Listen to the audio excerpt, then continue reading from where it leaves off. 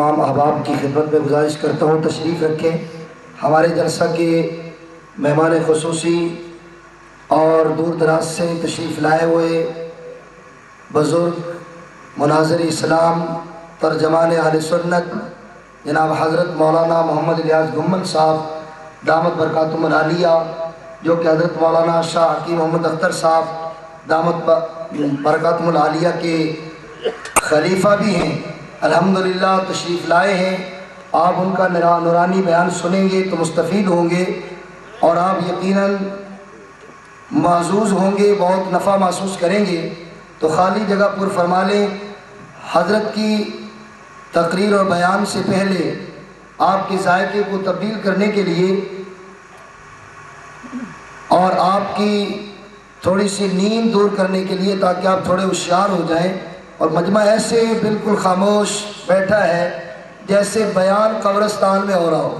حضرت کوہاٹی صاحب نے کتنے پیارے انداز میں اپنے خیالات کا اظہار کیا، اور آپ بالکل خاموشی کے ساتھ بیٹھے ہیں، نہ کوئی سبحان اللہ، نہ کوئی ہاں، نہ کوئی نہ۔ تو ابھی آپ کے سامنے ہمارے مدرسہ کے طالب علم حافظ محمد سیف اللہ صاحب پیغمبر علیہ السلام کی شان میں نظم سنائیں گے۔ آپ حضرات پورے ذوق شوق کے ساتھ تشریف رکھیں، اور اس کے بعد حضرت کا نورانی بیان شروع ہو جائے گا انشاءاللہ۔ آپ حضرات بیٹھیں پوری تسلی کے ساتھ، دعا سے پہلے کوئی نہ جائے۔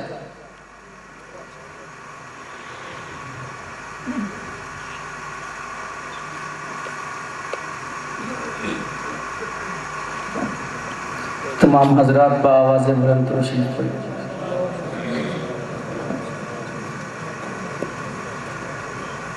استاد محترم حضرت مولانا قاری عبداللطیف صاحب دامت برکاتہم کی فرمائش پر شان والا آیا ہے قرآن والا آیا ہے، شان والا آیا ہے قرآن کے سامنے محبوب پیغمبر کی شان پہ اپنے مخصوص انداز میں نعت مقبول رسول صلی اللہ علیہ وسلم سنا رہے تھے۔ ایک شعر کے بعد حضرت کو دعوت دیتا ہوں۔ کچھ اہل ستم کچھ اہل حشم میں خانہ گرانے آئے تھے، دہلیز کو چوم کے چھوڑ گئے، دیکھا کہ یہ پتھر بھاری ہے، زخموں سے جسم گلزار سہی، تم اپنے شکستہ تیر گنو، خود اہل ترکش کہہ دیں گے یہ بازی کس نے ہاری ہے۔ ابھی آپ حضرات کے سامنے پیر طریقت، محبوب العلماء، وکیل اناف، خطیب اہل سنت، مناظر اسلام، فاتح غیر مقلدیت، میری مراد جناب حضرت مولانا علامہ محمد الیاس صاحب گھمن بارک اللہ فی عمرکم اپنے مخصوص انداز کے اندر آپ حضرات کو بیان سنائیں گے۔ تمام حضرات پوری توجہ کے ساتھ حضرت کا بیان سنیں اور دعا کریں کہ اللہ تعالی ہم سب کو حضرت کے بیان سے مستفید ہونے کی توفیق عطا فرمائے۔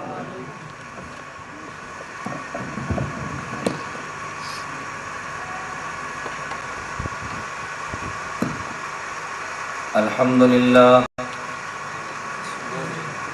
لله نحمده ونستعينه ونستغفره ونؤمن به ونتوكل عليه ونعوذ بالله من شرور أنفسنا ومن سيئات أعمالنا من يهده الله فلا مضل له ومن يضلل فلا هادي له ونشهد أن لا إله إلا الله وحده لا شريك له ونشهد أن سيدنا ومولانا محمدا عبده ورسوله أما بعد فأعوذ بالله من الشيطان الرجيم بسم الله الرحمن الرحيم لقد كان لكم في رسول الله أسوة حسنة لمن كان يرجو الله واليوم الآخر وذكر الله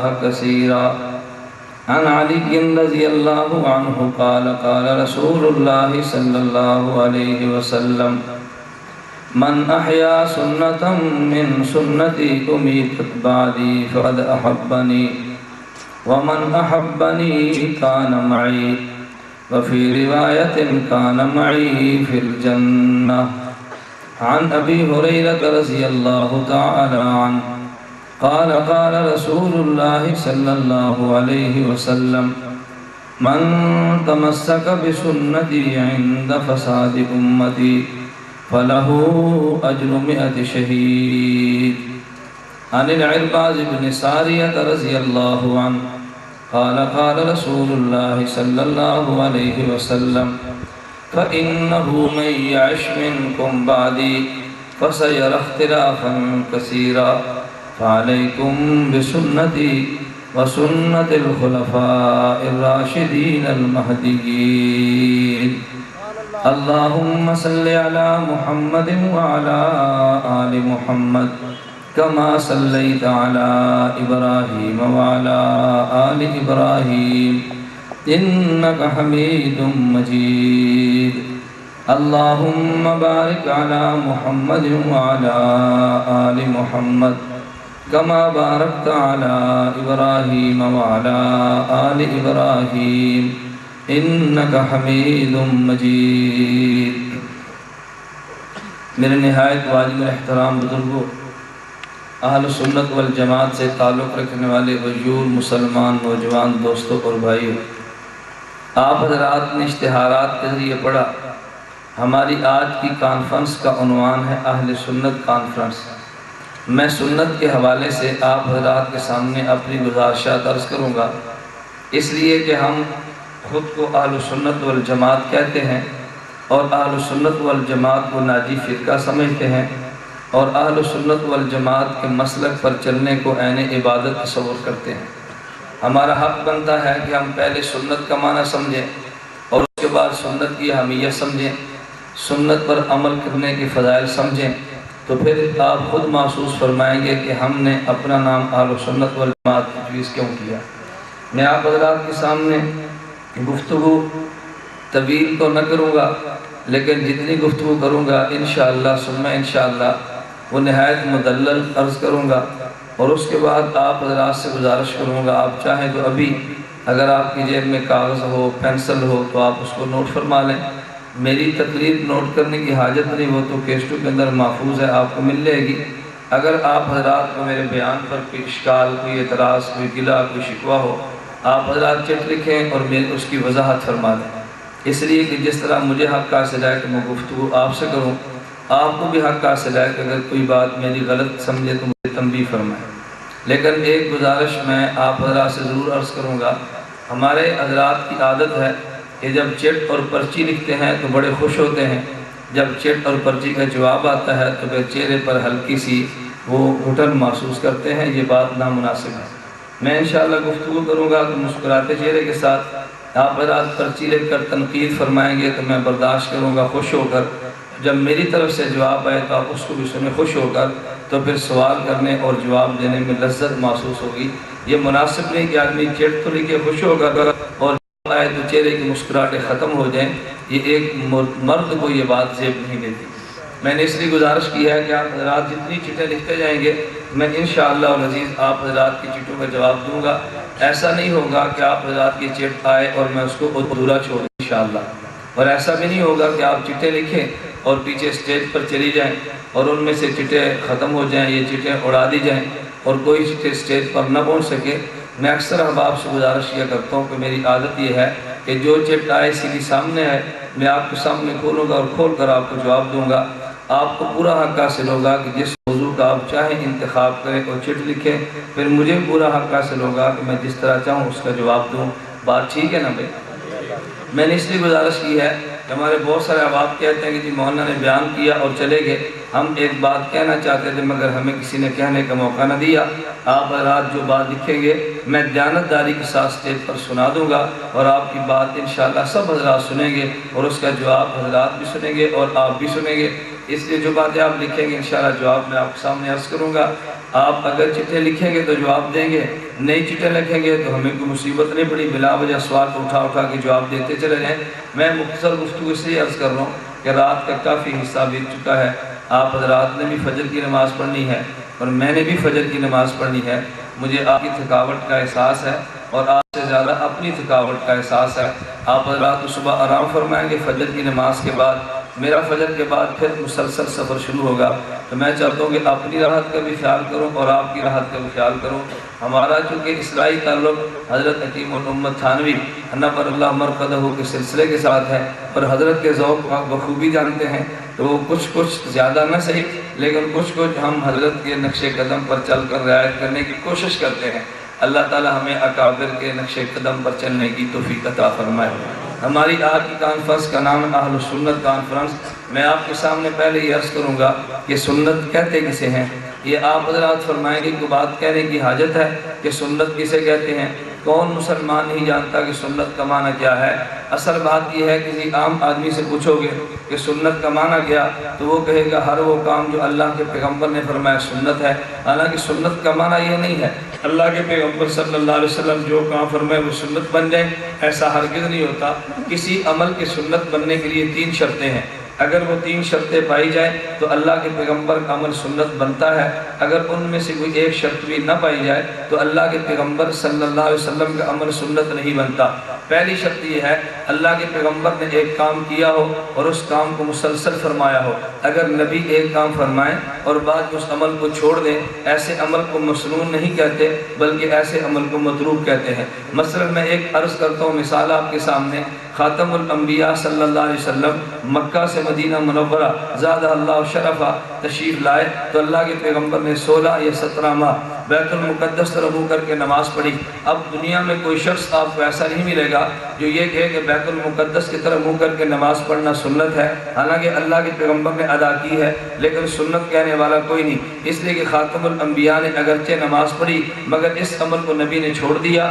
پہلے نماز بیت المقدس طرف منہ کر کے پڑھی، بعد میں حکم کو چھوڑا اور منہ مبارک کو بیت اللہ کی طرف کیا۔ اب بیت اللہ کی طرف منہ کر کے نماز پڑھنا مسنون عمل ہے، اور بیت المقدس طرف منہ کر کے عمل کرنا، یہ نماز پڑھنا، یہ متروک عمل ہے۔ تو سنت بننے کے لیے پہلی شرط یہ ہے اللہ کے پیغمبر نے کام فرمایا ہو اور اس کام کو چھوڑا نہ ہو بلکہ نبی نے کام کو مسلسل کیا ہو۔ عمل مسنون بننے کے لیے دوسری شرط یہ ہے اللہ کے پیغمبر نے کام فرمایا ہو اور وہ کام نبی نے عادتاً کیا ہو، عذراً اور ضرورتاً نہ کیا ہو۔ خاتم الانبیاء کے کام 2 قسم کے ہیں، بعض اعمال اللہ کے پیغمبر نے فرمائے وہ نبی کا عذر اور نبی کی ضرورت تھی، اور بعض کام اللہ کے پیغمبر نے فرمائے ہمارے نبی کی مبارک عادت اور مستقل طریقہ تھا۔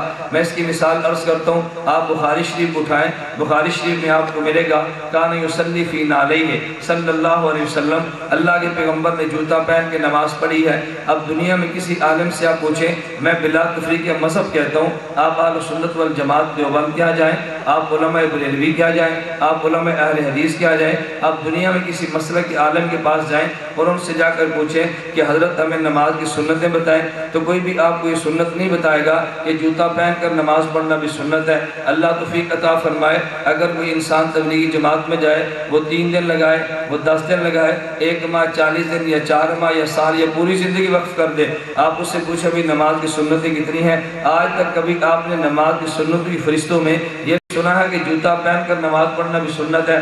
آج تک آپ نے نہیں سنا ہوگا، حالانکہ اللہ کے پیغمبر نے جوتا پہن کے نماز پڑھی، یہ روایت بخاری کے اندر موجود ہے۔ اب ہم یہ کہتے ہیں کہ نبی نے جوتا پہن کر نماز پڑھی مگر جوتا پہن کر نماز پڑھنا سنت نہیں ہے۔ ہاں اللہ کے پیغمبر کا مبارک عمل ضرور ہے، نبی کی عادت مبارکہ تو جوتا پہن کر نماز پڑھنے کی نہ تھی، لیکن ضرورتاً اللہ کے پیغمبر نے جوتا پہن کر نماز بھی پڑھی ہے۔ آج ہم بھی کہتے ہیں اگر آپ حضرات میدان جہاد میں نکلے ہیں، آپ حضرات حج عمرہ کے قافلے میں چلے ہیں، آپ حضرات کسی جگہ جماعت کا سفر فرما رہے ہیں، گرمی کی شدت ہے، دوپہر کا وقت ہے اور نیچے بچھانے کے لیے مصلی موجود نہیں اور آپ کا جوتا پاک ہے، آپ جوتا پاک پہن کر نماز پڑھیں، کوئی آپ کو منع نہیں کرتا۔ ایک ہے جوتا پہن کر نماز پڑھنے کا جائز ہونا اور ایک ہے جوتا پہن کر نماز پڑھنے کا مسنون اور سنت ہونا، دونوں باتوں میں زمین و آسمان کا فرق ہے۔ تو جوتا پہن کر نماز پڑھنا جائز تو ہے، اللہ کے پیغمبر نے پڑھی ہے، لیکن جوتا پہن کر نماز پڑھنا سنت ہے، اس کا کوئی آپ کو دنیا میں قائل نہیں ملے گا۔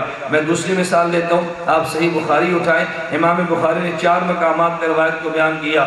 اللہ کے پیغمبر صلی اللہ علیہ وسلم نے فبال قائما، اللہ کے نبی نے کھڑے ہو کر پیشاب کیا۔ اب دیکھیے آپ ترمذی شریف اٹھا کے دیکھیں، ابو داؤد اٹھا کے دیکھیں، حضرت ام المومنین امی عائشہ رضی اللہ تعالی عنہا، اللہ ان کی قبر پہ کروڑوں رحمتیں نازل فرمائے۔ ام المومنین امی عائشہ رضی اللہ تعالیٰ عنہ فرماتی فرماتی ہیں اگر کوئی انسان تمہیں یہ بتائے کہ ان النبی کان یبول قائما، اللہ کے نبی کھڑے ہو کر پیشاب کرتے تھے، فلا تصدقوہ، ایسے آدمی کو سچا نہ ماننا بلکہ جھوٹا سمجھنا۔ امام بخاری فرماتے ہیں اللہ کے پیغمبر نے کھڑے ہو کر پیشاب کیا۔ امی عائشہ فرماتی ہیں اگر تمہیں کوئی بتائے کہ حضور کھڑے ہو کر پیشاب کرتے تھے، سمجھنا وہ جھوٹ بولتا ہے۔ ہم کہتے ہیں امی عائشہ بھی ٹھیک فرماتی ہیں، حضرت امیر المومنین فی الحدیث امام بخاری بھی ٹھیک فرماتے ہیں۔ امام بخاری کے فرمانے کا مقصد اور ہے، امی عائشہ کے فرمانے کا مقصد اور ہے۔ امی عائشہ فرمانا یہ چاہتی ہیں کہ جو تمہیں یہ بات بتائے کہ اللہ کے نبی کی کھڑے ہو کر پیشاب کرنے کی عادت تھی، یہ جھوٹ بولتا ہے۔ امام بخاری فرماتے ہیں عادت تو نہ تھی لیکن اللہ کے پیغمبر نے کھڑے ہو کر پیشاب کیا ہے، نبی کا عذر تھا۔ اب عذر کئی بھی ہو سکتے ہیں، ان میں ایک عذر یہ بھی ہو سکتا ہے اللہ کے پیغمبر کے ٹانگ میں تکلیف ہوگی، نبی بیٹھ نہ سکتے ہوں گے، کھڑے ہو کر پیشاب کیا۔ عذر یہ بھی ہو سکتا ہے جیسے بخاری کے الفاظ آتا صباتۃ قوم فبال قائما، حضور کوڑی پہ تشریف لے گئے، اگر وہاں بیٹھ کر پیشاب فرماتے تو ٹانگوں پر یہ کپڑے پہ چھینٹیں پڑتی، تو نبی نے کھڑے ہو کر پیشاب کیا۔ اب پیغمبر کو عذر اور ضرورت تھی نا، ہم کہتے ہیں کھڑے ہو کر پیشاب کرنا یہ اللہ کے پیغمبر سے ثابت ہے، لیکن دنیا میں کوئی انسان آپ کو نہیں ملے گا جو یہ بات کہتا ہو کھڑے ہو کر پیشاب کرنا سنت ہے۔ میں یہ بات یہ کہنا چاہتا ہوں کسی کام کا اللہ کے پیغمبر کا ضرورتاً کرنا اور بات ہے اور اللہ کے پیغمبر کا عادتاً کرنا اور بات ہے۔ سنت وہ عمل بنے گا جو نبی نے عادتاً فرمایا ہو، اگر عذر اور ضرورتاً فرمایا ایسا عمل پیغمبر کا سنت نہیں بنا کرتا۔ میں ایک اور تیسری شرط یہ ہے اللہ کے پیغمبر نے کام فرمایا ہو لیکن امت کے لیے کیا ہو۔ اگر اللہ کے نبی نے کام کیا لیکن امت کے لیے نہیں کیا بلکہ وہ کام پیغمبر کے ساتھ خاص ہے، ایسا عمل بھی سنت نہیں بنتا۔ اس کی مثال ملاحظہ فرمائیں، آپ حضرات نے پڑھا ہوگا کہ اللہ کے پیغمبر صلی اللہ علیہ وسلم نے 11 نکاح کیے۔ جب حضور دنیا سے گئے تو پیغمبر کے حرم میں 9 بیویاں تھیں، 2 بیویوں کا انتقال ہو چکا تھا، تو نبی نے بیک وقت 9 ازواج مطہرات سے نکاح کیے۔ اب اگر کوئی آپ سے پوچھے بھئی کتنی بیویوں سے نکاح کرنا سنت ہے، تو کوئی آدمی بھی یہ بات نہیں کہتا کہ 9 عورتوں سے بیک وقت نکاح کرنا سنت ہے، حالانکہ پیغمبر نے 9 عورتوں سے بیک وقت نکاح کیا۔ ہم یہ بات کہتے ہیں کہ عام امتی کے لیے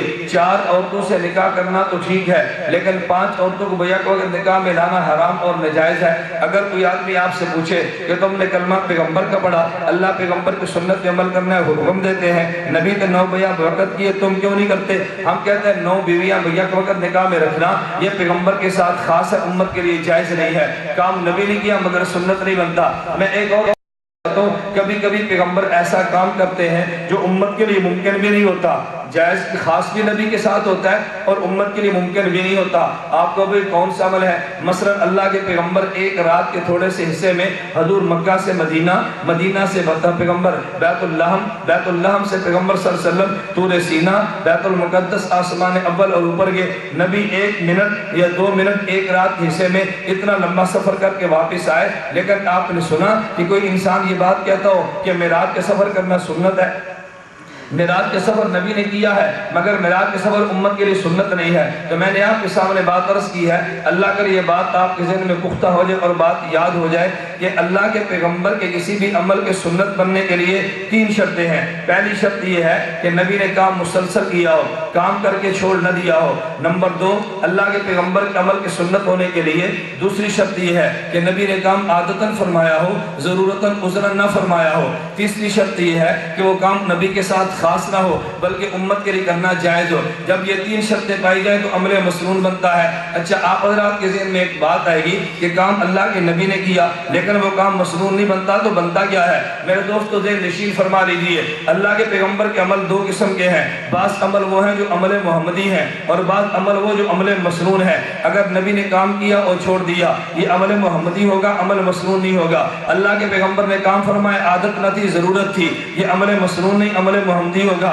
اللہ کے پیغمبر نے کام کیا جو نبی کے ساتھ خاص تھا، یہ عمل محمدی ہوگا، عمل مسنون نہیں ہوگا۔ ہم چونکہ اہل سنت والجماعت ہیں اس لیے ہم مسنون نماز کی دعوت دیتے ہیں، محمدی نماز کی دعوت نہیں دیتے۔ ہم چونکہ اہل سنت والجماعت ہیں ہم نکاح مسنون کی دعوت دیتے ہیں، نکاح محمدی کی دعوت نہیں دیتے۔ یہی وجہ ہے ہم یہ بات کہتے ہیں کہ جو انسان اہل سنت والجماعت ہوگا وہ مسنون عمل دے گا اور دوسرا محمدی عمل کی دعوت دے گا۔ کبھی ہمارے حضرات کو بات سمجھ میں نہیں آتی، کیا یہ کام محمد نے نہیں کیا صلی اللہ علیہ وسلم؟ میرے دوستو بات ذہن نشین فرما لو، ایک کام وہ ہوگا جو محمد بن عبداللہ نے کیا، ایک کام وہ ہوگا جو محمد رسول اللہ نے کیا۔ جو کام محمد بن عبداللہ نے کیا یہ کام محمدی ہوگا، جو کام محمد بن رسول اللہ نے کیا یہ کام مسنون ہوگا۔ محمدی ہونا اور بات ہے، مسنون ہونا اور بات ہے۔ ہمیں کلمہ محمد بن عبداللہ کا نہیں، محمد رسول اللہ کا پڑا ہے۔ آپ کو دونوں میں فرق کیا ہے؟ اللہ کے نبی مکہ میں پیدا ہوئے، پیغمبر آمنہ کے گھر آئے، پیغمبر عبداللہ کے گھر آئے،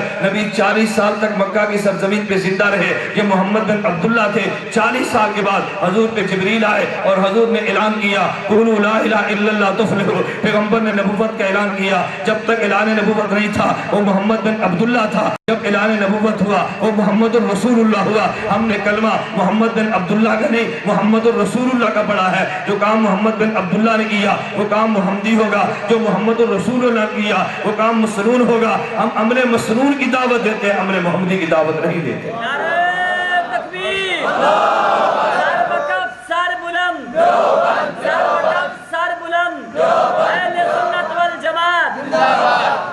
میری بات آپ کے ذہن میں آئی؟ یہ سنت اور عمل محمدی میں فرق ہے۔ یہ باریک فرق لوگ سمجھتے نہیں تو لوگوں کو اشکال یہ پیدا ہوتا ہے، ارے تم کیسے لوگ ہو کہ تم عمل مسنون کہتے ہو، محمدی کیوں نہیں کہتے؟ میرے دوست اگلی بات ذہن نشین فرما لیں، ایک عمل تو وہ جس کو میں نے مسنون کہا وہ عمل ہے پیغمبر کا، اس کے مسنون ہونے کے لیے میں نے 3 شرطیں عرض کی ہیں۔ ایک بات اور بھی ذہن نشین فرما لیں، ممکن ہے آپ کے اوپر ایک اور سوال آ جائے، دیکھیں بھئی تم مسلمان ہو، تم حنفی ہو، تم سنی ہو، تم جمعے کے دن اذانیں کتنی دیتے ہو؟ ہم کہیں کہ جمعے کے دن اذان تو 2 دیتے ہیں۔ کوئی شخص کہہ دے گا کہ نبی نے 2 اذان، نبی نے 1 اذان دی ہے، تم نے 2 اذان دی، دونوں کو سنت کیسے کہہ دیا؟ اگر کوئی تم سے پوچھے کہ تم رمضان المبارک کے مہینے میں تراویح کتنی پڑھتے ہو؟ ہم کہیں گے تراویح 20 پڑھتے ہیں، پورا مہینہ پڑھتے ہیں۔ وہ شخص کہہ دے گا کہ 20 رکعت تراویح پورا مہینہ پڑھنا یہ تو پیغمبر سے ثابت نہیں ہے، تم نے مسنون کیسے کہہ دیا؟ اس کے لیے میرے دوستو ایک بات ذہن نشین فرما لیں، یہ اصول اللہ کے پیغمبر نے دیا اور ائمہ نے ہمارے سامنے پیش کیا۔ ہم کہتے ہیں ایک ہوتا ہے عمل مسنون وہ جو پیغمبر نے کیا، ایک ہوگا عمل مسنون جو خلیفہ راشد نے کیا، ایک ہوگا عمل مسنون جس پہ صحابہ کا اجماع ہوا، جس طرح نبی عمل کریں اور 3 شخص آئی جائیں عمل مسنون بنتا ہے۔ بین اسی طرح اگر ایک مسئلے پہ خلیفہ راشد کا اجتہاد ہو، سب صحابہ اس پہ اتفاق کر لیں، یہ خلیفہ راشد کا اجتہاد ذاتی نہیں بنتا بلکہ خلیفہ راشد کا اجتہاد مسنون بنتا ہے۔ جس طرح پیغمبر کی سنت پہ عمل کرنا یہ ضروری ہے، خلیفہ راشد کے ایسے اجتہاد پہ جس کو سارے صحابہ مان لیں اس پہ بھی عمل کرنا ضروری ہے، کیونکہ میرے پیغمبر نے اعلان کیا اہل سنت والجماعت کا اجماع ہے، اس کا دنیا میں کسی انسان نے انکار نہیں کیا۔ کائنات میں جتنے لوگ آئے حضرت آدم سے رسول اللہ تک، یہ جتنے انبیاء ایک طرف کر دو، باقی غیر نبی ایک طرف کر دو، اہل سنت والجماعت کا اجماعی مسئلہ ہے کہ نبی معصوم ہے، غیر نبی معصوم نہیں ہوتا۔ لیکن دنیا میں 2 چیزیں معصوم بنتی ہیں، نبی بھی معصوم ہوگا، امت کا اجماع بھی معصوم ہوگا۔ جو بات نبی فرما دے اس میں غلطی نہیں ہو سکتی، جس پہ امت جمع ہو جائے اس میں غلطی بھی نہیں ہو سکتی۔ ہم یہ بات کیوں کہتے ہیں؟ اس لیے کہ وہ نبی جو معصوم ہے، وہ نبی جس کے بارے میں رب قرآن میں کہتا ہے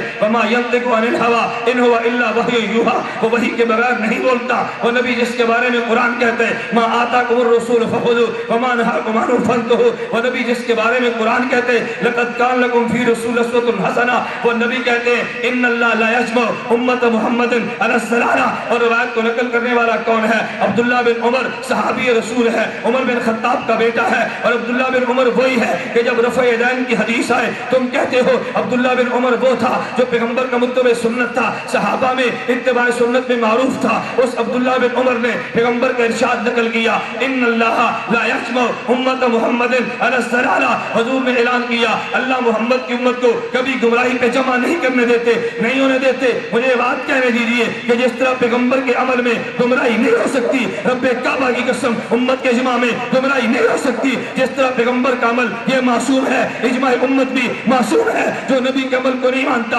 اہل سنت نہیں ہے، امت کے اجماع کو نہیں مانتا اہل سنت کو بھی نہیں ہے۔ اور یہ اعلان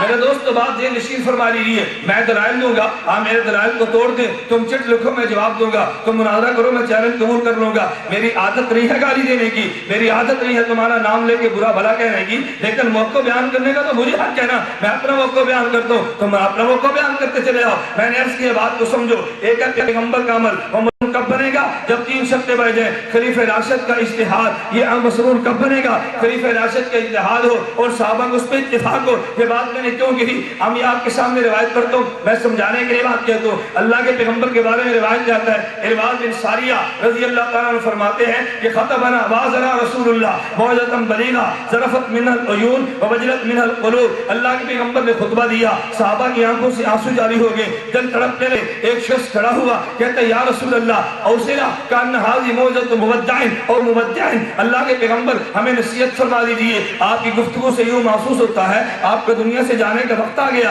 اللہ کے پیغمبر نے فرمایا اوصیکم بتقوی اللہ، میں تمہیں اللہ سے ڈرنے کی وصیت کرتا ہوں۔ میرے دوست بات نشین فرما لیں، تقوی کا معنی یہ نہیں ہوتا انسان گناہ نہ کرے، یہ تقوی کا معنی غلط اور ادھورا ہے۔ انسان گناہ نہ کرے، گناہ نہ کرنا یہ بھی تقوی ہے، گناہ کر کے توبہ کرنا یہ بھی تقوی ہے۔ جو گناہ نہیں کرتا وہ بھی رب سے ڈرتا ہے، جو گناہ کر کے توبہ کرتا ہے وہ بھی تو رب سے ڈرتا ہے نا، ورنہ توبہ کیوں کرتا؟ ہم نے تقوی کا معنی غلط بیان کیا کہ متقی وہ ہوتا ہے جو گناہ نہ کرے، جو گناہ نہ کرے وہ بھی متقی ہے، گناہ کے بعد توبہ کر لے وہ بھی متقی ہے۔ اولاً گناہ نہ کرنے والا وہ بھی اللہ سے ڈرتا ہے، اور گناہ کر کے توبہ کرنے والا یہ بھی اللہ سے ڈرا ہے تو توبہ کی ہے نا، اگر رب سے نہ ڈرتا یہ توبہ کیوں کرتا؟ اللہ کے پیغمبر نے فرمایا اوصیکم بتقوی اللہ، نمبر 1 اللہ سے ڈرتے رہنا، وَاسْتَمِعْ وَاتَّعْتِ وَإِنْ كَانَ عَبْدًا حَبْشِيًّا، حکمران شریعت کے مطابق بات کرے، بات کو سننا عمل بھی کرنا، اگر حکمران غلام کیوں نہ ہو۔ آگے اللہ کے پیغمبر نے فرمایا فَإِنَّهُ مَن يَعِشْ مِنكُم بَعْدِي فَسَيَرَى اخْتِلَافًا كَثِيرًا، میں محمد دنیا چھوڑ جاؤں گا،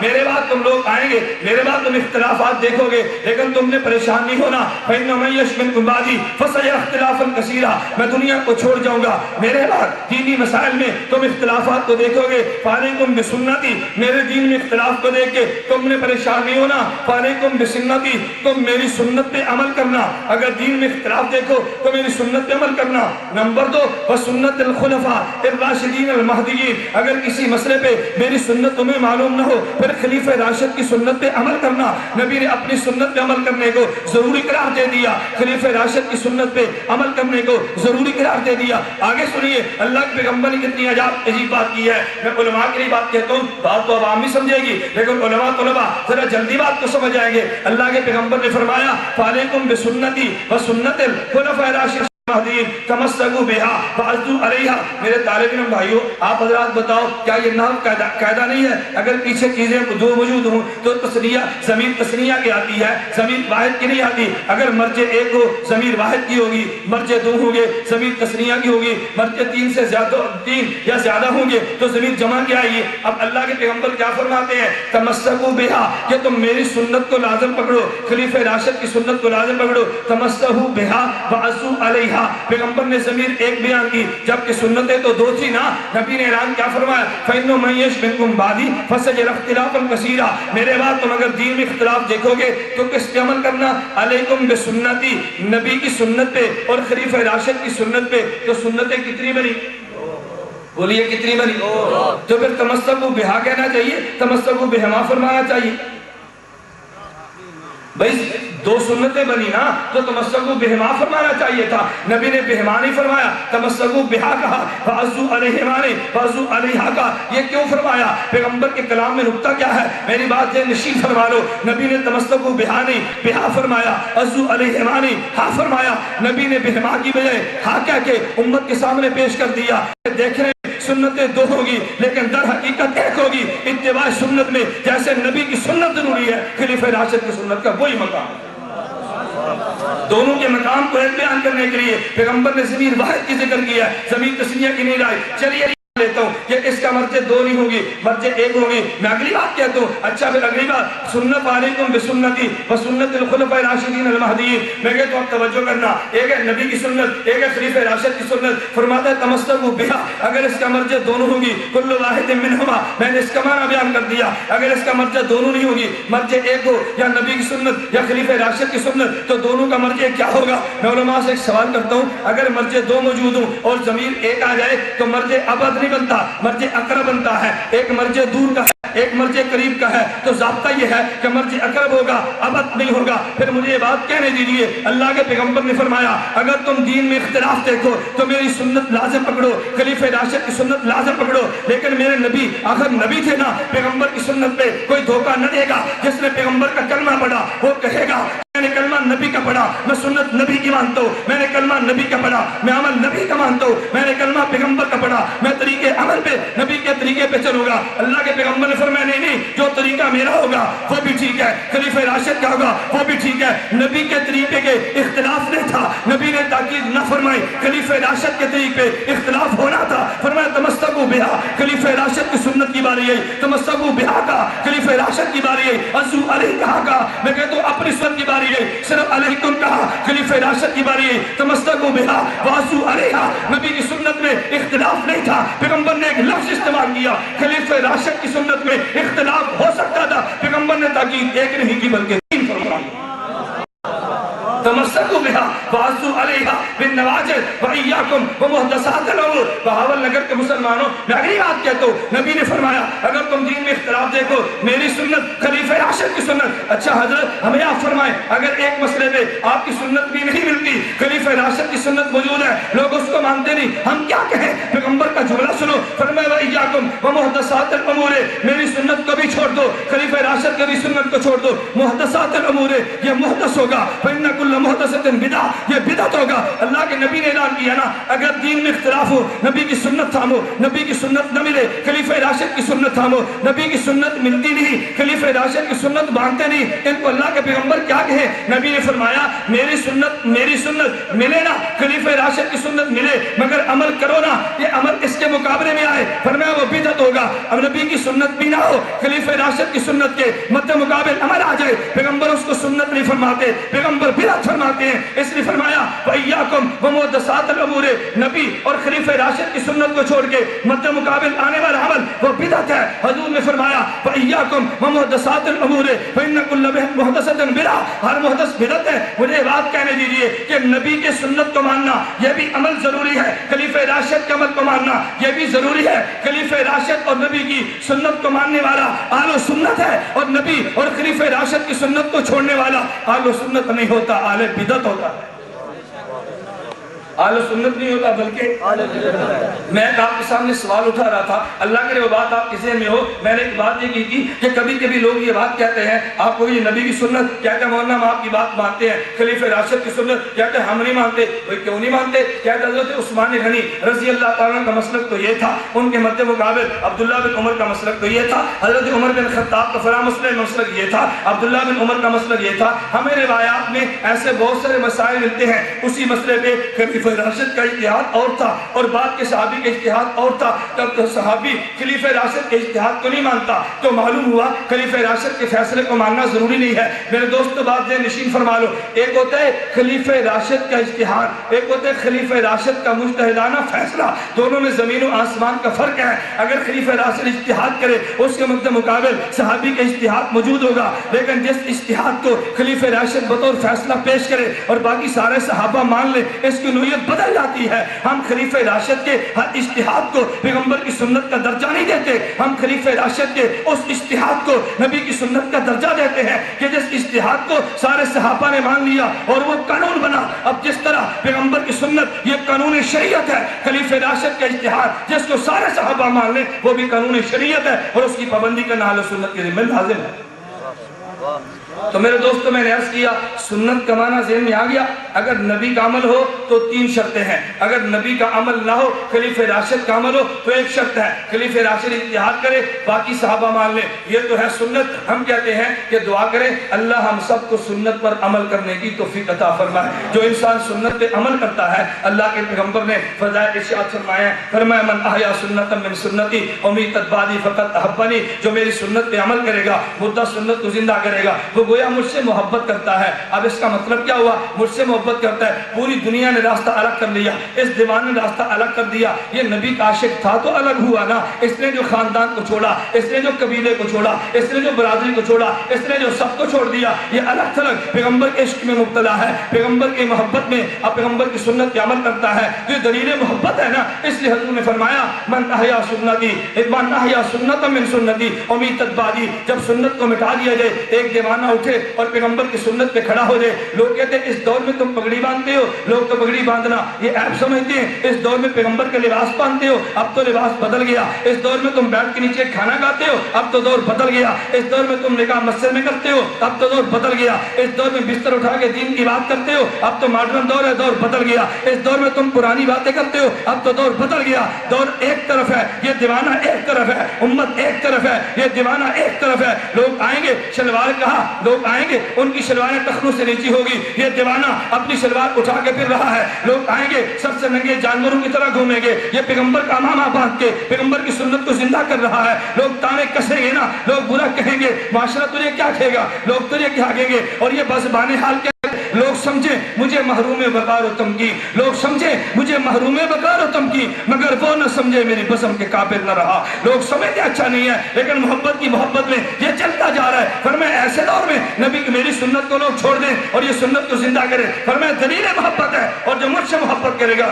وہ وہی جائے گا جہاں میں محمد جاؤں گا، ومن احبنی کان معی فی الجنہ، اور میری سنت کو زندہ کرنے والا میرا محبوب ہے، میرا محب ہے، میرا دیوانہ ہے، میرا عاشق ہے، اور جہاں قیامت کے بعد جنت میں جاؤں گا میرا عاشق وہی جائے گا۔ اللہ کے پیغمبر نے دوسری حدیث بیان فرمائی، میں آخری بات ذکر کرتا ہوں، اللہ کے پیغمبر نے فرمایا رضی اللہ عنہ اس کے راوی ہیں، حضور کیا فرماتے ہیں، یہ حدیث بھی سمجھو اور حدیث کا مطلب بھی سمجھو، ہم نے فضائل میں روایت کو بیان کیا لیکن بہت سے لوگ روایت کا معنی نہ سمجھے، کم عقلی کے بنیاد پہ معنی غلط کر دیا۔ اللہ کے پیغمبر نے فرمایا من تمسک بسنتی عند فساد امتی فلو اجر مئات شہید، کہ جس آدمی نے میری ایک سنت کو زندہ کیا، صرف زندہ نہیں کیا، تمسک پہ سنت کیا، یعنی سنت کو اس نے پکڑ لیا، سنت کو تھاما، جرأت کے ساتھ سنت پہ عمل کیا، لوگوں کے تانے برداشت کیے، پیغمبر کی سنت کو زندہ کیا، فرمایا جو میری سنت کو زندہ کرے گا اللہ اس کو 100 شہید کا اجر دیں گے، اللہ اس کو 100 شہید کا ثواب دیں گے۔ اس سے بعض لوگوں کو غلط فہمی ہوئی اور بعض لوگوں نے کہا ارے ہمیں کیا ضرورت ہے میدان میں لڑتے ہوئے جام شہادت نوش کرنے کی، جب یہاں رہ کے نبی کی ایک سنت کو زندہ کرنے سے 100 شہید کا ثواب ملتا ہے تو پھر میدان میں جا کے جان دے کے شہید ہونے کی کیا ضرورت ہے؟ نہیں میرے دوستو، بہاول نگر کے مسلمانوں یہ بات ذہن نشین فرما لو، ایک ہوتا ہے سنت کا اجر، ایک ہوتا ہے سنت کا مقام، ایک ہوتا ہے شہادت کا اجر اور ایک ہے شہادت کا مقام۔ عربی زبان میں اجر کمانا اجرت ہے، اجر کمانا مزدوری ہے، اجر کمانا بدلہ ہے، اجر کمانا ثواب ہے، ایک ہوتا ہے مزدوری، ایک ہوتی ہے اجرت اور ایک ہوتا ہے مقام اور مرتبہ، دونوں میں زمین و آسمان کا فرق ہے۔ مجھے ایک بات کہنے دیجئے، آپ کے ملک پاکستان کا صدر ہے، اگر پوچھا جائے صدر مملکت کی تنخواہ کتنی ہے، لوگ کہیں گے 85,000، لاکھ، 1.5 لاکھ، 2 لاکھ، تنخواہ کتنی ہے؟ وہ بہت تھوڑی ہوگی۔ اسی تنخواہ کو اجرت کہیں گے، اسی تنخواہ کو اجر کہیں گے نا، یہ ہمارے صدر کی تنخواہ ہوگی۔ تم سے پوچھو بھئی تمہارے پنجاب کے گورنر کی تنخواہ کتنی ہے، اجر اجرت کتنی ہے؟ یہ تو بہت تھوڑی سی ہے۔ ایک ہوتی ہے اجر اور ایک ہوتی ہے مقام۔ اجرت اور مقام میں زمین و آسمان کا فرق ہے۔ مقام کسے کہتے ہیں؟ جس کو اپنی زبان میں پروٹوکول کہتے ہیں۔ ایک ہوگا گورنر کا تنخواہ، ایک ہوگا گورنر کا پروٹوکول۔ گورنر کی تنخواہ تو ایک گورنر کی تنخواہ یہ تو فیکٹری کا جی ایم بھی لے گا، گورنر کی تنخواہ سے زیادہ تو ممکن ہے کیپٹن بھی لیتا ہو، گورنر کی تنخواہ سے زیادہ مہینے میں ہنر بدوی کما لیتا ہوگا۔ ایک ہے تنخواہ کیا پروٹوکول، گورنر کی تنخواہ تو تھوڑی ہوتی ہے، پروٹوکول زیادہ ہوتا ہے۔ صدر مملکت کا پاکستانی حکومت کے صدر کی تنخواہ تھوڑی ہوتی ہے، پروٹوکول زیادہ ہوتے ہیں، اختیارات بہت زیادہ ہوتے ہیں۔ اس کی تنخواہ تو ایک جی ایم سے کم ہوگی لیکن وہ چاہے گا ایک اختیار سے ایک قلم سے ہزاروں جی ایم کی ملازمتیں ختم کر دے، پورے ملک کے قانون کو بدل دے، پورے ملک کے نظام کو بدل دے۔ پروٹوکول اور بات ہے، تنخواہ اور بات ہے۔ اللہ کے پیغمبر نے فرمایا جو مردہ سنت کو زندہ کرے گا، جو مشکل حالات میں میری سنت کو لازم پکڑے گا، اللہ اس کو 100 شہید کا اجر دے گا۔ 100 شہید کا مقام نہیں دے گا، 100 شہید کا اجر اور ثواب دے گا۔ اجر اور بات ہے، مقام اور بات ہے۔ 100 شہید کا ثواب تو ملے گا لیکن ایک بھی شہید کا مقام نہیں ملے گا۔ شہید کا اجر اور بات ہے۔ جہاں مقام کی باری آئے اٹھاؤ روایات کو، اللہ کے پیغمبر نے فرمایا قیامت کا دن ہوگا، اس امت کا شہید آئے گا، ابراہیم خلیل اللہ کھڑے ہوں گے، فرشتہ کہے گا ابراہیم خلیل اللہ مانا تم نبی ہو لیکن راہ چھوڑ دو، امت محمدیہ کا شہید آ رہا ہے۔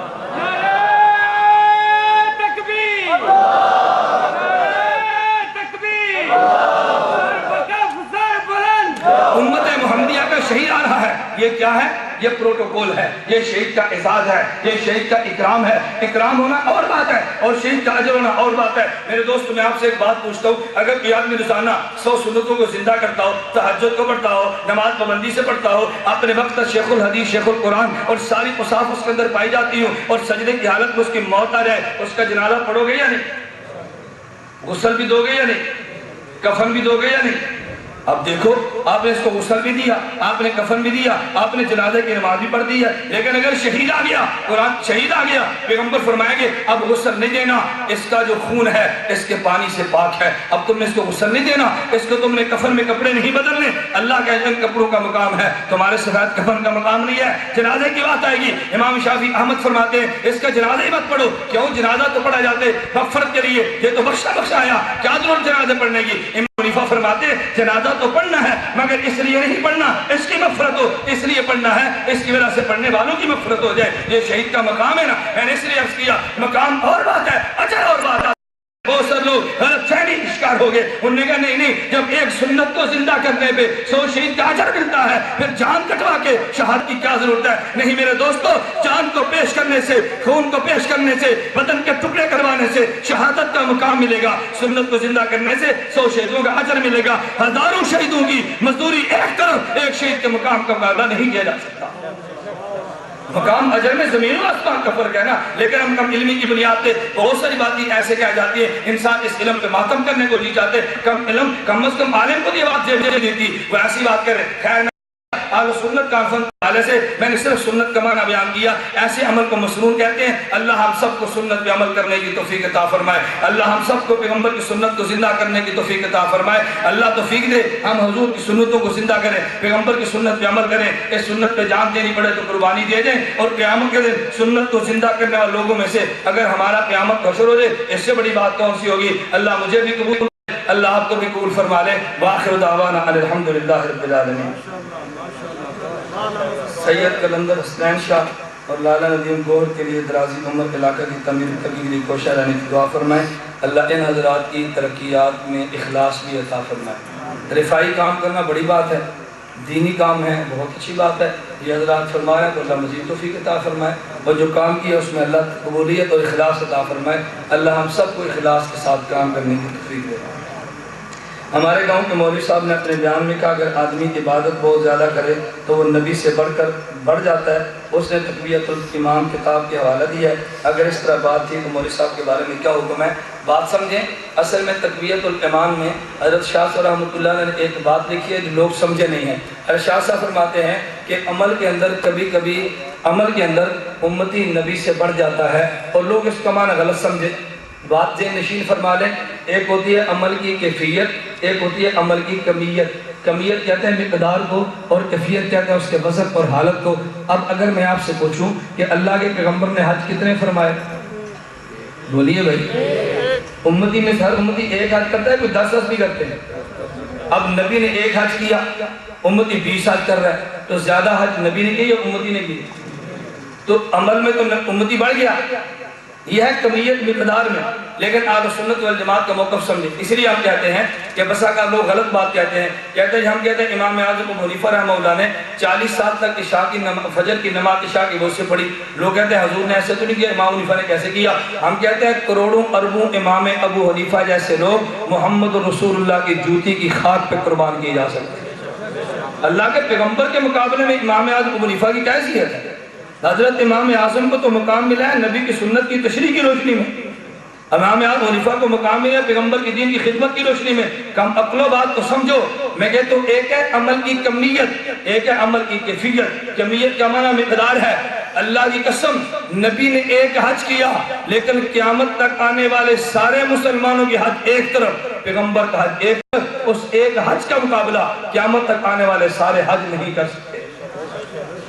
تم نبی کی بات کرتے ہو، ہم تو صحابہ کے بارے میں کہتے ہیں۔ اللہ کے پیغمبر نے نہیں فرمایا کہ اگر تم میں سے کوئی ایک شخص احد پہاڑ کے برابر سونا خرچ کرے، صحابی کے مٹھی جو کے برابر نہیں ہو سکتا۔ یہ کمیت ہے نا، مقدار میں تو احد پہاڑ بڑا ہے، لیکن جس کیفیت اور اخلاص سے صحابی صدقہ کرتا ہے وہ اخلاص کہاں سے ملے گا؟ اور جس اخلاص سے نبی عمل کرتا ہے وہ اخلاص کہاں سے ملے گا؟ یہ تو میرا عنوان نہیں ہے نا، کبھی اللہ نے اس پہ توفیق عطا فرمائی تو میں مقام عبودیت میں گفتگو کروں گا کہ نبی کو اس کیفیت پر اجر ملتا کیسے، اس کی وجہ کیا ہے کہ نبی اتنی کیفیت پر کیوں فائد ہوتا ہے۔ میں اختصاراً ایک بات کہتا ہوں، آپ حضرات کی علم میں ترقی کے لیے فرما دیں، نہ معلوم ملاقات ہو یا نہ ہو، میں ایک بات کہتا ہوں، آپ حضرات میں لوگوں سے خانقاہوں سے تعلق ہوگا، آپ خانقاہ میں جاتے ہیں، مدارس سے تعلق ہوگا، دفاتر سے تعلق ہوگا، تو خانقاہوں میں ایک جملہ لکھا ہوتا ہے، ایسے عبادت کر گویا کہ اللہ تجھے، بولیے، ایسے عبادت کر کہ گویا اللہ تجھے، اور اللہ کے نبی کیا فرماتے ہیں؟ حضرت جبریل نے پوچھا مل احسان، حضور احسان کیا ہے؟ تو حضور نے یہ نہیں فرمایا ایسے عبادت کر گویا اللہ تجھے دیکھ رہا ہے، فرمایا ان تعبد اللہ کا انا کا تراہ، تو ایسے عبادت کر گویا تو اللہ کو دیکھتا ہے، فَإِن لَمْ تَكُنْ تَرَاهُ فَإِنَّهُ يَرَاكَ، اگر یہ کیفیت پیدا نہیں ہوتی تو یوں عبادت کر اللہ تجھے دیکھتا ہے۔ بہاولپور کے لوگوں میں کہتا ہوں دو چیزیں ہیں، ایک ہے یوں عبادت کرنا کہ تو اللہ کو دیکھتا ہے، ایک ہے یوں کرنا کہ اللہ تجھے دیکھتا ہے۔ نبی کی عبادت کا مقام یہ ہے، نبی یوں عبادت کرتا ہے گویا اللہ کو دیکھتا ہے، امتی عبادت یوں دیکھتا ہے گویا اللہ امتی کو دیکھ رہا ہے۔ تو عبادت کے مرتبوں میں سے نبی مقام عبودیت پہ آ ہوتا ہے، اس میں پیغمبر کی کیفیت احسان بھی بڑھ جاتی ہے، اور کیفیت کے بڑھنے سے پیغمبر کا عمل کی قیمت بھی بڑھ جاتی ہے۔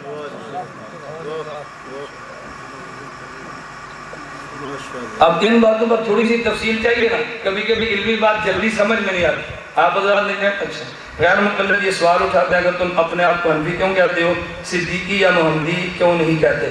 محمدی نہ کہنے کی وجہ تو میں نے آپ کو بتا دی ہے، آپ کے سامنے آ گئی۔ صدیقی نہ کہنے کی وجہ یہ ہے کہ دیکھیں ہم یہ کہتے ہیں کہ بہت سارے مسائل وہ ہیں جو نبی اور خلیفہ راشد کی سنت سے ثابت ہے، اور اکثر مسائل وہ ہیں جو سنت سے نہیں بلکہ اجتہاد سے ثابت ہیں۔ اب ہمیں مسائل میں اجتہاد چاہیے تھا اور اس کے لیے مرتب اصول اور فروع چاہیے تھے۔ حضرت امام ابو بکر صدیق رضی اللہ تعالیٰ عنہ اپنی زندگی جہاد میں لگے رہے، دینی امور میں لگے رہے، ان کو اجتہاد کا وہ موقع نہیں ملا کہ مسائل اکٹھے کر دیتے، یہ حال خلفاء راشدین کا تھا۔ لیکن حضرت امام اعظم ابو حنیفہ رحمہ اللہ تعالیٰ نے اپنی زندگی کھپا کر اصول بھی دیے، زندگی کھپا کر مسائل بھی دیے۔ ہم نے جن اجتہادی مسائل پر عمل کرنا تھا وہ اس امت نے سب سے پہلے اور سب سے زیادہ حضرت امام اعظم ابو حنیفہ نے دیے، ہم ان کی طرف نسبت کہہ کر خود کو حنفی کہتے ہیں۔ اصول شاشی میں حضرت ابو ہریرہ رضی اللہ تعالیٰ عنہ کو غیر فقیہ لکھا ہے، جبکہ ابو ہریرہ تو فقیہ تھے، بالکل غلط بات ہے۔ اصول شاشی میں قطعاً ایسی بات لکھی جو یہ بات کہتا ہے وہ جھوٹ کہتا ہے۔ اصول شاشی میں ایک اصول بیان کیا گیا ہے، وَإِنْ عُرِفَ بِالْعَدَالَةِ وَالضَّبْطِ دُونَ الْفِقْهِ كَأَبِي هُرَيْرَةَ وَأَنَسَ رضی اللہ عنہما۔ اصول شاشی کی عبارت یہ ہے کہ اگر ایک صحابی ایسا ہو کہ جس کی عدالت کی شہرت تو ہو مگر فقہ کی شہرت نہ ہو، جیسے ابو ہریرہ فقیہ نہیں کہا، فرمایا کبھی فقیہ تو ہوگا مگر فقہ کی شہرت نہیں ہوگی۔ یہ بات سمجھے۔ میں آپ کو ایک مثال دیتا ہوں، دارالعلوم دیوبند کے 40 سالہ محترم قاری محمد طیب صاحب، یہ مولوی تھے یا نہیں؟ بولتے نہیں، اور کہتے کیا ہیں؟ اب ان کی قرات کی شہرت ہے، اس کا معنی ایک مولوی تھے ہی نہیں۔ کبھی ایک آدمی قاری بھی ہوتا ہے، مولوی بھی ہوتا ہے، مگر شہرت مقاری کی ہوتی ہے، مولوی مشہور نہیں ہوتا۔ بات سمجھے۔ اسی طرح ایک آدمی جب وہ حافظ بھی ہوگا اور اس کے ساتھ ساتھ حافظ قرآن بھی ہوگا، حافظ حدیث بھی ہوگا، لیکن شہرت اس کی حدیث کی افس کی ہوگی، لوگ کہتے ہیں حافظ حدیث ہے۔ اصول الشاشی میں اصول بیان کیا گیا کہ اگر کسی آدمی صحابی کی شہرت عدالت میں ہو، ضبط میں ہو، حضرت ابو ہریرہ عادل بھی تھے، ابو ہریرہ یعنی ان کا حافظہ بڑا مضبوط بھی تھا، ان کی فقہ میں شہرت نہیں تھی، یہ نہیں فقیہ نہیں تھے، فقہ میں شہرت نہیں تھی، تو ان نے مثال یہ دی ہے اگر صحابی عدل کے اندر مشہور ہو، ضبط کے اندر مشہور ہو، لیکن فقہ میں مشہور نہ ہو، اس کی روایت کا حکم کیا ہے؟ یہ نہیں کہ فقیہ ہونا، فقیہ تو ہوگا مگر فقہ میں شہرت نہیں ہوگی۔ حضرت امام اعظم ابو حنیفہ کیا یہ محدث نہیں تھے؟ محدث تو تھے، لیکن فن حدیث کی شہرت نہیں، شہرت فن فقہ کی۔ اسی طرح ان کی شہرت فقہ میں نہیں تھی، لیکن فقیہ تو تھے، بالکل نہیں لکھا وہ فقیہ نہیں تھے۔ اہل حدیث ہمارے بھائیوں سے کہتے ہیں رفع دین والی حدیث کے دلائل کمزور ہیں، کوئی صحیح حدیث پیش کریں، آپ اس کو 2 حدیث سے بیان فرما دیں۔ دیکھیں بالکل غلط بات ہے، آپ رات ایک میرا سوال ذہن نشین فرما لیں، اور جب بھی کوئی ہمارا اہل حدیث دوست وہ سوال کا جواب دے دے تو آپ اس کی پرچی مجھے عنایت فرما دیں اور لکھ کر بھیج دیں۔ اصل بات یہ ہے کہ ہم رفع دین شروع میں کرتے ہیں اور باقی پوری نماز میں رفع دین۔ اب میں ایسی حدیث پیش کروں گا کہ جس میں شروع کا رفع دین موجود ہو اور باقی پوری نماز کا رفع دین موجود نہ ہو۔ اہل حدیث حضرات شروع میں رفع دین کرتے ہیں، رکوع میں جائیں تو رفع دین کرتے ہیں، رکوع سے اٹھے تو پھر رفع دین کرتے ہیں، جب تیسری رکعت اٹھے تو پھر رفع دین کرتے ہیں، اور باقی نماز میں رفع دین بولیے، باقی نماز میں رفع دین۔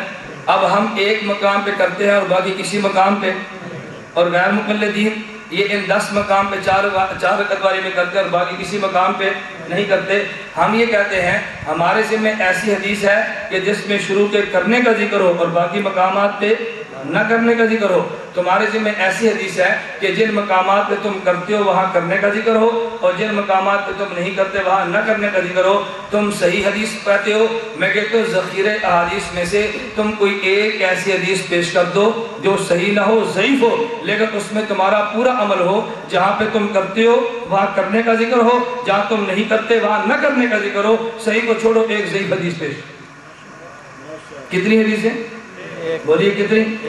میں صحیح مانگ رہا ہوں، پیش کر دیں، لیکن پیش اپنے پورے عمل پہ کریں۔ ہم اپنے پورے عمل پہ، تم اپنے پورے عمل پہ۔ ہم آج ایک ساتھی نے سوال کیا کہ جی آپ جنازے میں فاتحہ نہیں پڑھتے، وہ پڑھتے ہیں۔ میں نے کہا یار فاتحہ کو چھوڑو، ایک اصولی بات کرو۔